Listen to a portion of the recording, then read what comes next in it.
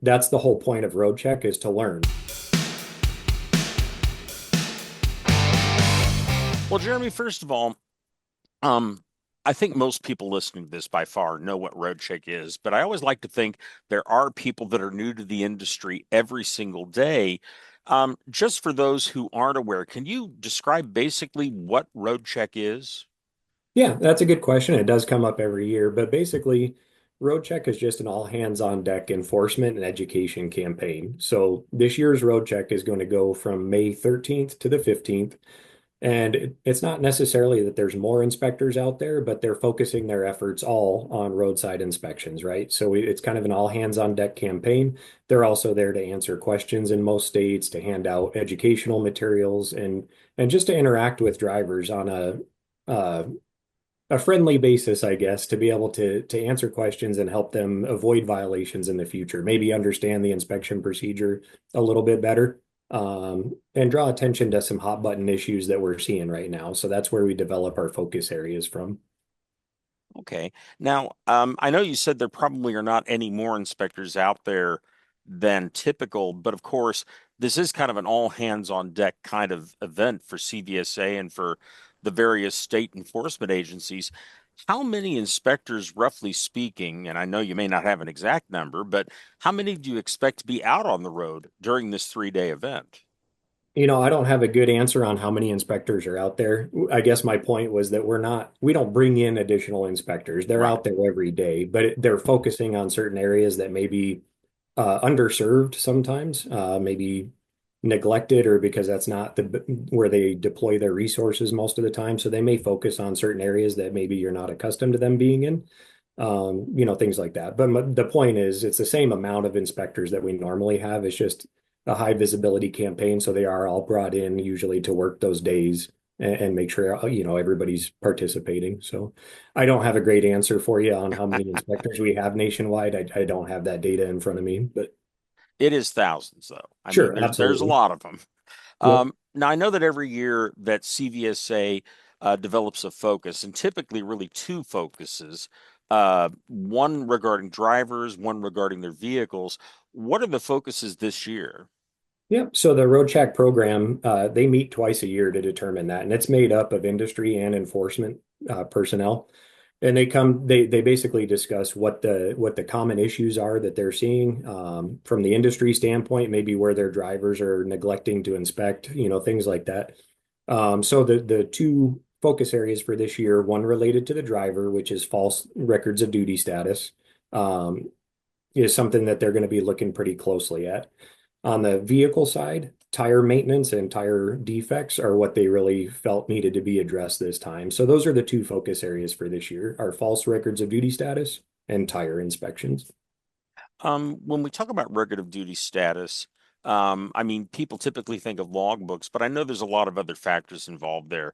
I think supporting documents, things of that nature. Are there specific areas of that inspectors are looking at, or are they just looking bluntly for falsified logs? Well, I mean, they're going to be looking at logs from start to finish, just like they always do, looking for 11 and 14-hour violations or 10 and 15-hour violations if you're a motor coach. Um, that doesn't change. But what we've seen with ELDs is different ways that people are falsifying their logs. And that's why we wanted to draw attention to that. It used to be pretty simple. In paper logs, you had drivers or carriers that would maybe change on duty time to off duty time. But now what we're seeing is people actually tampering with devices, changing the information that displays on the devices, things like that. And a lot of inspectors aren't really familiar with how to look at those yet either, because it's evolving pretty quickly. So we're trying to raise awareness on all fronts so motor carriers can do a better job of looking for those falsifications and inspectors can identify them easier roadside. Okay. Let's talk a little bit about tires here. And first of all, uh, I mean, obviously tires are a major maintenance item. They're one of the big expenses for the truckers, but also there's a lot of different factors. You know, you've got tread wear and tread depth and inflation, and many, many other factors. Um, I'm curious which particular areas of tires are the inspectors going to emphasize, or is this just everything? So, I mean, that's a good question. They're going to be inspecting tires for everything. That they're still following the same 37-step level one inspection procedure that they always follow. But the reason this was brought up this year was because of automatic tire inflation systems. And some inspectors were not really sure what to do with that. And some drivers weren't always sure what the ATIS or automatic tire inflation system did for them. It's not a required component. If it's, not working or whatever, you certainly can disable it. There's no requirement to have it. But if you're using it, it can actually prevent you from being placed out of service in certain conditions. So we really wanted to raise that awareness for inspectors as well. So they understand that if they hear a tire leak, in the tread, for instance, but it has an automatic tire inflation system that can keep up with the air loss, it wouldn't be out of service. It's still a violation, but it wouldn't be declared out of service. And we wanted to raise that awareness. But in addition to that, they're going to be looking at the tread depth, like you said, bulges in the sidewall, tread separation, all the things that they normally look for on a tire as well. You mentioned the level one inspection, and as you said, 37 steps. Did I get that number right? Yes, sir. I know we don't want to go through all 37 steps, but again, we've got new people in the industry that maybe have not experienced a level one yet. Can you kind of give us an overview of the level one? Again, not all 37 steps. But what are the major areas, and what can a driver expect to experience when they are given a level one inspection? Yep. So it's a great question. And before I answer it, I just want to recommend that's the whole point of Road Check is to learn, right? It's an outreach opportunity. So if you've never had a level one inspection, by all means, ask that inspector as much as possible to be able to kind of follow them and point out what they're looking for. Obviously, they're going to have to get back in the truck to operate the brakes and things like that. But as much as possible, you can probably have the opportunity to follow that inspector or at least ask them to point out what they discovered during the inspection so you understand it better next time. That being said, that 37-step procedure starts with finding a safe location to stop the driver and the vehicle. Then it moves into the driver aspect where they're going to be looking at all the driver's credentials, their hours of service, all that kind of stuff. And then it moves into the vehicle inspection, which is really a systematic approach. That's why we have a procedure where they start at the front of the truck and work their way around the vehicle counterclockwise to inspect the lights, all the visible components that are outside the vehicle. And then they're going to crawl underneath the vehicle on a creeper and inspect the undercarriage.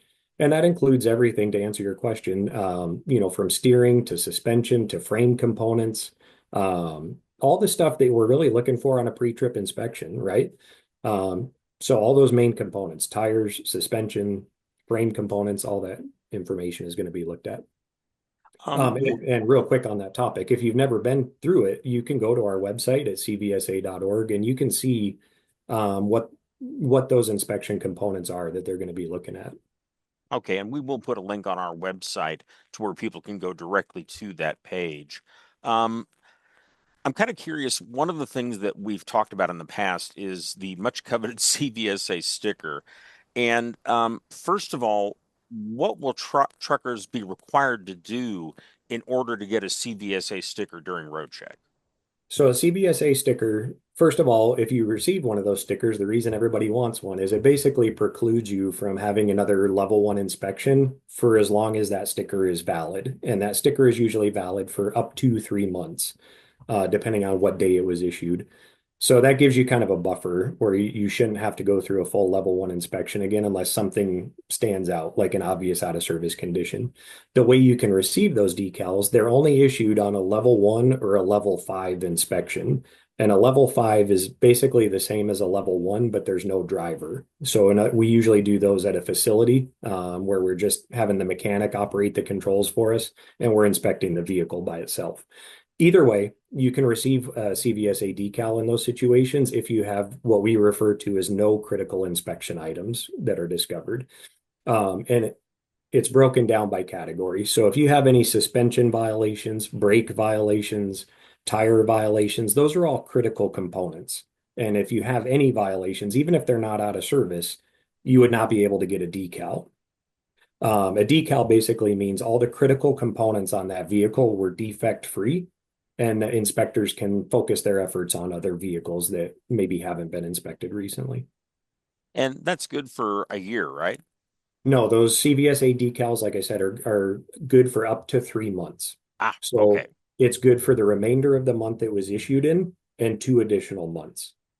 So if Okay. I issued one today on the 7th of May, it would be good all of May, all of June, and all of July, and it would expire at the end of July.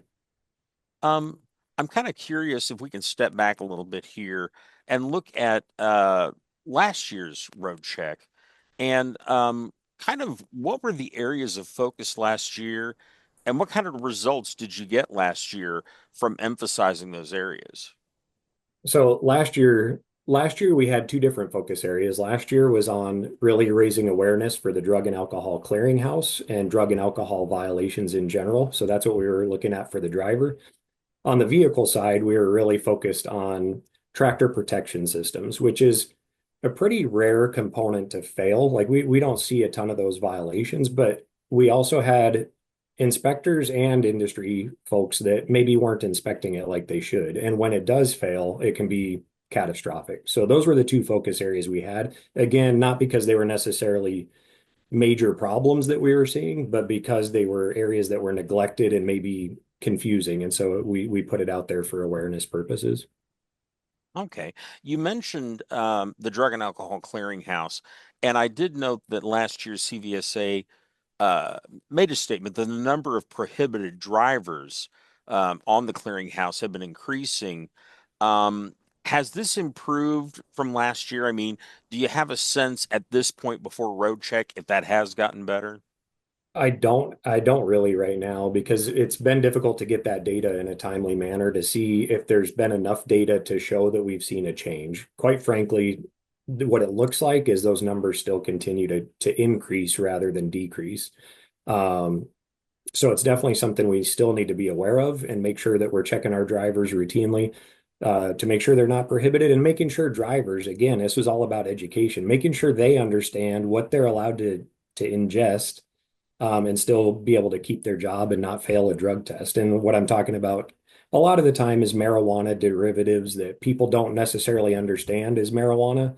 It may be sold as something else like CBD, but it also contains marijuana that could end up causing them to fail a drug test or something like that. So I hate to see good drivers lose their job or their CDL for something that maybe they didn't even realize they were doing was prohibited. So um, I don't have a great answer for you on the data right now, other than it's still definitely a problem, and we got to keep getting that message out to be careful. And that stays in your system for a while. So you do something on the weekend when you're off duty and you get pulled in for a random drug test on Monday or Tuesday, you're still going to test positive, and it could still definitely cause problems. Okay. Well, Jeremy, that's all I had. Is there anything else you want to add or anything else people need to be aware of on this? No, other than, I can't preach enough to do really good pre-trip inspections. I think people panic about these events when they come up, and a lot of people even take the day off because they don't want to go through it. But my suggestion is this: inspectors are out there every day of the year, and by skipping this event isn't really going to benefit you other than it loses the opportunity to have that educational aspect of it, right? So you're kind of just you're costing yourself money by taking the day off and you're losing out on the benefits that RoadCheck has, which is outreach and education. So if that's the path you choose, then so be it. But I don't know that it benefits you by doing that.